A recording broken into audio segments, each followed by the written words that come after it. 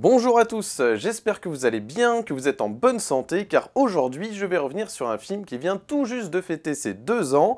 Alors ce sera demain plus précisément, puisque le film est sorti le 4 avril 2018. Il a été réalisé par Daniel Roby et on peut dire que le film avait anticipé l'événement dramatique de cette année 2020, à savoir le Covid-19. Donc c'est parti, les films du vendredi, dans la brume.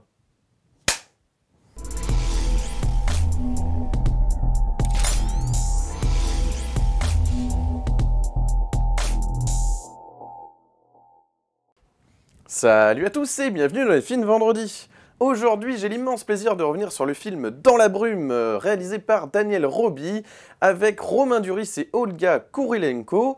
Un film de science-fiction, on peut le dire, un film catastrophe en tout cas, qui nous plonge dans un Paris recouvert d'une brume toxique, voilà, suite à un séisme. Un film saisissant, avec un Romain Duris incroyable dans le rôle d'un père de famille qui va devoir tout faire pour sauver sa fille, et Olga Kurylenko qui joue donc le rôle de sa femme. Tous les deux, les deux parents, le couple va tout tenter pour essayer de protéger leur famille, puisqu'ils ont une petite fille atteinte d'une maladie qui fait qu'elle est obligée de vivre dans une bulle, on peut dire ça comme ça, une bulle, en fait, qui la maintient en vie, donc il faut régulièrement recharger la batterie de la bulle pour qu'elle puisse survivre. Un film apocalyptique, dans lequel on voit un Paris comme aujourd'hui, désert, où vraiment, voilà, tous les jours, il y a en plus avec le Covid-19, on a de nouveaux cas tous les jours. Film terrifiant, j'ai même envie de vous dire que voilà, ça fait plusieurs semaines que je pense en fait à vous faire cette vidéo donc sur ce film, compte tenu des événements d'aujourd'hui, mais d'un autre côté, je me suis dit, est-ce que c'est une bonne idée dans le sens où c'est peut-être pas un film vraiment très positif par rapport à la période que nous vivons actuellement, mais d'un autre côté, je trouve que c'est un film important, c'est un film dont on devrait plus parler, voilà, et quoi de mieux donc voilà, ce vendredi 3 avril, donc la veille des 2 ans, voilà, de Dans la brume. C'était l'occasion, je trouve, rêvée de revenir sur ce film qui est époustouflant, dont les plans séquences sont hallucinants. Vous allez avoir des séquences, au moins 3-4 séquences minimum, sûres, qui vont vous rester en tête. Mais même tout, quoi. C'est-à-dire que ce qui est incroyable dans ce film, c'est que évidemment, il s'agit d'un film qu'on pourrait classer donc, dans les films catastrophes, dans les survival movies, mais d'un autre côté, il y a du fond, c'est-à-dire que c'est comme si vous combiniez, en fait, voilà, on va dire, au côté production, réalisation, le côté action, en fait, du film, c'est comme si c'était un film hollywoodien, en fait, américain, et c'est comme si on avait combiné, justement, le meilleur du cinéma américain avec le meilleur du cinéma français, et c'est ça qui est hallucinant. Alors bien que ce soit réalisé par un Québécois, mais évidemment c'est une coproduction, donc c'est franco-québécoise. Mais ce qui est justement, dans les films francophones, c'est ça que je veux dire, c'est comme si on avait mélangé le meilleur en fait du cinéma américain et du cinéma français pour en faire justement un film de genre, mais avec du fond quoi, c'est-à-dire qu'on a vraiment les personnages qui sont plantés. Alors j'avais lu quelques critiques de la part de spectateurs qui disaient qu'on ne connaissait pas l'origine justement de cette brume, alors à part qu'elle vient d'un séisme, et puis qu'elle vient du sol évidemment, on connaît en fait la provenance de cette brume, mais on ne sait pas comment elle s'est fabriquée, comment elle est arrivée là, etc. Donc c'est vrai que, voilà, mais je pense que c'est absolument pas le thème du film. Le thème du film, c'est de se dire que du jour au lendemain, et d'autant plus aujourd'hui, il peut y arriver une catastrophe sanitaire du jour au lendemain, comme le Covid-19, comme on connaît aujourd'hui. On est tous en confinement. Ce film rappelle justement toutes les mesures de confinement, les masques.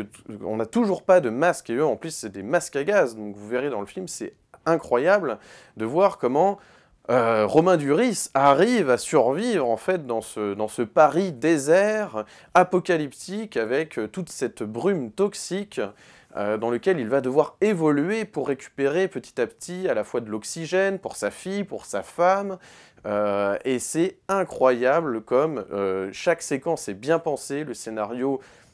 Il n'y a rien à dire sur le scénario, même jusqu'à la scène finale. Ce film est parfait, je n'ai rien à dire de négatif sur ce film, à part que comment ça se fait qu'on n'en a pas plus parlé, et encore, voilà, qu'est-ce qui a fait que, voilà, on n'en a pas fait plus la promo, je ne sais pas, mais c'est, voilà, vraiment, c'est extraordinaire, quoi. C'est une leçon de cinéma dans le film de genre, c'est-à-dire qu'on a, voilà, d'arriver à faire un film de genre quand même catastrophe dans Paris, et c'est ça qui est incroyable aussi, c'est que Paris, c'est quand même pas la ville la plus représentée dans les films catastrophes. On nous montre souvent les États-Unis, c'est toujours des gros blockbusters américains, et c'est pas forcément mieux, quoi. Et j'écoutais une interview d'Olga Kurylenko, justement, qui disait qu'elle trouve ça formidable, qu'on représente Paris, et que, voilà, ça n'arrive jamais, quoi. C'est toujours les Américains, c'est toujours les gros buildings, etc., dans les films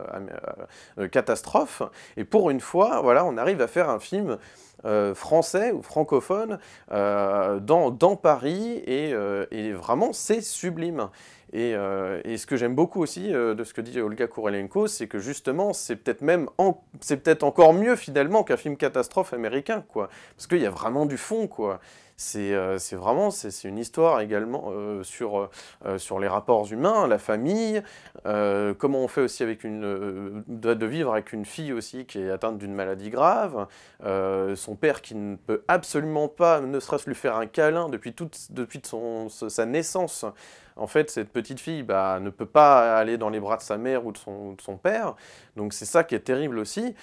Voilà, donc il y a un fond qui est déjà, avec cette bulle en fait, hein, qui est vraiment, cette bulle en fait, ce que je trouve formidable, je pense que je vais pouvoir vous trouver des photogrammes, je trouve qu'il y a déjà cette idée de confinement dès le départ en fait, et c'est ça qui est très fort, c'est-à-dire que cette fille, cet enfant qui est protégé déjà dans sa bulle, ça annonce en fait ce qui va aussi se passer pour les parents, pour tout le monde en fait, c'est-à-dire que finalement personne n'est à l'abri d'une catastrophe naturelle, sanitaire, et donc voilà, on prend conscience en fait, on prend vraiment conscience aussi que tous les êtres humains, hein, c'est pas, voilà, c'est cette formule qui dit c'est toujours les drames, ils arrivent toujours ailleurs, c'est toujours chez les autres que ça arrive, etc. Mais en réalité, on est tous touchés du jour au lendemain, il peut nous arriver une catastrophe comme aujourd'hui, et c'est la question de se poser, la question à se poser, pardon, de savoir comment réagir par rapport à ça, et c'est ce que Romain Duris dit aussi dans les interviews. Il explique vraiment que qu'est-ce qu'on ferait si ça nous arrivait, quoi. Et il dit ça il y a 2 ans. Et aujourd'hui, nous sommes en 2020, et on a cette crise du coronavirus, cette guerre plutôt, hein, je précise, c'est vraiment une guerre, hein, et c'est incroyable de voir comment tout ce film avait prédit, en fait, hein, ce cinéaste Daniel Roby avait prédit finalement ce qui nous arrive 2 ans plus tard, aujourd'hui, en France, enfin partout dans le monde d'ailleurs, mais là, plus précisément, je parle de la France, parce que dans le film, c'est Paris qui est représenté. Voilà, même si on nous explique au début que voilà, il y a des séismes qui reviennent notamment dans les pays nordiques, en Scandinavie, c'est ce qu'on nous explique au début du film, et petit à petit, donc voilà, enfin petit à petit, d'un seul coup, hein, soudainement, ça atteint aussi Paris par les bouches de métro, et cette brume voilà, qui sort des profondeurs de la Terre, qui vont arriver jusqu'au toit de Paris. Toits de Paris qui sont aussi des éléments de décor incroyables pour faire des plans séquences à couper le souffle. C'est vraiment un film qui... Je suis très étonné qu'on n'en ait pas plus parlé, à vrai dire, parce que ça fait vraiment partie des plus grands films français, je trouve. En tout cas, c'est une vraie leçon de cinéma dans les années 2010, en termes de découpage, sur un film de genre tel que celui-là. Je trouve ça extraordinaire. Je trouve vraiment que ce film est même sublimé en plus par la direction photo, hein, de Pierre-Yves Bastard, qui avait travaillé notamment sur Le Vilain, hein, d'Albert Dupontel. Hein. C'est vrai que pour moi, c'est un directeur photo qui arrive à prendre des éléments du quotidien, enfin de représenter une ville, hein, des choses très simples, mais avec comment dirais-je, cet aspect plus vrai que nature. Voilà, ça sublime en fait des villes, des lieux. Dans Le Vilain, par exemple, on est dans une petite banlieue, etc. Mais c'est toujours très coloré, très lumineux en fait. Voilà, c'est très très lumineux, et c'est vrai qu'en photo, bon bah voilà, hein, c'est vraiment qu'une question de lumière, hein, vous le savez, en photo, comme en vidéo. Et c'est incroyable comment il utilise la lumière. Alors il y a aussi cette Brume, évidemment, qui est actrice du film, qui est donc très très bien réalisée, et ça, je trouve ça incroyable ce qu'ils ont réussi à faire. Justement, Daniel Roby, j'avais vu en interview, dans un making-of, voilà, qui s'était aussi basé sur de la vraie fumée, hein, qu'ils envoyaient comme ça, qu'ils filmaient, pour vraiment analyser en plus le mouvement en fait de la fumée, qui a été reproduite ensuite en 3D. Donc les acteurs, évidemment, ont dû imaginer cette brume qui n'existe pas, hein, évidemment lors des prises. Donc c'est incroyable comment justement tout ça a été bien agencé pour que les acteurs puissent se poser vraiment sur leur marque, que ça n'empiète pas justement sur les images de synthèse. Il y a vraiment un très très beau travail de mise en scène, de réalisation, d'écriture, au niveau du scénario, des dialogues, c'est très profond, parce qu'on a aussi cette fille qui est amoureuse, cette petite fille qui est amoureuse, voilà, est-ce qu'elle va connaître l'amour comme sa mère, qui justement a réussi au moins à construire quelque chose, sans spoiler ce qui va se passer justement après dans la suite du film. Mais voilà, j'annonce en tout cas que c'est aussi un film très très touchant, assez dramatique hein, aussi. Et franchement, je trouve que c'est incroyable comme c'est d'actualité en fait. Et c'est pour ça que je me permets aujourd'hui de revenir sur ce film. Vraiment, en plus c'est l'occasion, vous voyez, ça fait plusieurs semaines que je voulais revenir dessus, mais finalement voilà, je m'aperçois qu'on arrive, voilà, c'est pile le jour de l'anniversaire donc des 2 ans du film, et ça a vraiment du sens, quoi. Ça a vraiment du sens aujourd'hui, c'est incroyable. Je pense que ce film est amené, j'espère en tout cas, que depuis le Covid-19, on va reparler de ce film. Et c'est à voir, il est facile à se procurer, tout le monde est... Voilà, vous êtes en confinement, mais c'est l'occasion justement, avec de la VOD, de vous procurer ce film, de le regarder en ligne. C'est absolument époustouflant. Voilà, et donc mention spéciale à Fantine Arduin, voilà, je triche un petit peu, qui est vraiment extraordinaire dans le rôle de la fille, justement. On a aussi une apparition de Raphaël Grenassia, ouais, je triche encore, voilà, donc on a vu dans Le Nouveau, voilà, donc c'est un film sur l'enfance, adolescence, qui était plutôt bien écrit, ouais, j'ai plutôt bien apprécié, avec aussi Max Boublil, ça c'était vraiment un film sur l'adolescence qui vaut le coup, franchement, donc voilà, je vous le recommande par ailleurs. Nous avons donc Michel Robin aussi, alors ça c'est très intéressant parce qu'on a aussi donc 2 couples différents, hein, un couple jeune hein, et un couple plus âgé justement qui vit dans les hauteurs, qui ont l'air quand même d'avoir une bonne situation, donc qui est incarné par Michel Robin et Anna Gaylor, voilà, qui sont aussi époustouflants et aussi drôles, parce que c'est vrai qu'il y a des scènes assez comiques, enfin pas beaucoup, hein, attention, je vous précise quand même, mais voilà, on sent quand même que le personnage de Michel Robin, justement, est un bon vivant, quelqu'un qui aime les gens, qui est bienveillant, en fait, même si ce terme de bienveillance, parfois, est utilisé, bon, un petit peu à toutes les sauces, mais voilà, il y a cette bienveillance quand même, de la part de Michel Robin, dans le film. C'est incroyable parce que il y aura aussi, sans vous spoiler, une histoire de sacrifice, vous vous en doutez, à plusieurs reprises et à plusieurs niveaux. C'est vraiment un très beau film et je vous le recommande. Je ne sais pas si je vais aller plus loin parce que voilà, ce qui est sûr, c'est que vous allez avoir des scènes d'action.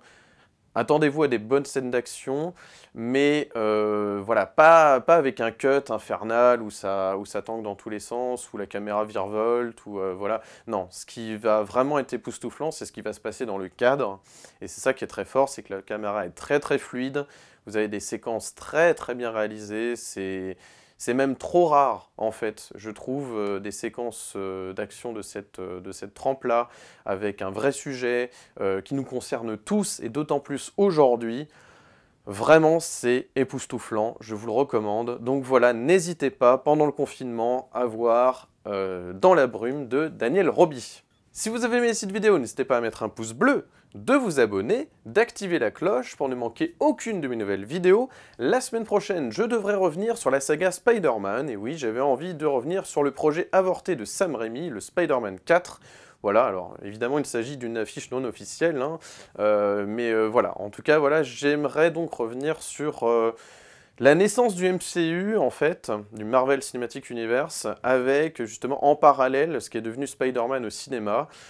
Une vidéo qui devrait être un peu plus geek hein, que d'habitude, mais voilà, je trouve que c'est une saga très importante qui a eu un rôle essentiel dans le Hollywood d'aujourd'hui, alors d'aujourd'hui entre guillemets, hein, c'était les années 2000, mais voilà, ça me tient vraiment à cœur, donc voilà, j'espère que vous serez au rendez-vous. Je tiens à préciser quand même sur Dans la brume, voilà, donc comme je vous le dis, hein, je vous le recommande énormément. Mais quand même, faites attention si vous êtes un petit peu sensible quand même en cette période difficile, si vous préférez voir des films plus joyeux, plus gays, etc. C'est peut-être pas le film à choisir, mais voilà, je pense qu'il y a un effet cathartique quand même sur ce film. Je vous remets l'affiche ici. Je pense qu'il y a un effet cathartique qui est possible, dans le sens où, voilà, c'est quand même pire que ce qui... Enfin, on ne sait pas jusqu'où peut aller le Covid-19, mais en tout cas, voilà, sachez que peut-être que ça peut rassurer aussi sur sa propre situation, sa propre condition, etc. Donc voilà, écoutez, tout dépendra, mais en tout cas, sachez que c'est un très bon film. Donc voilà, je vous le recommande encore une fois. Et bah, d'ici là, d'ici la semaine prochaine, moi je vous souhaite un excellent vendredi, un excellent week-end. Et n'oubliez pas, prenez les films pour ce qu'ils sont. Allez, ciao!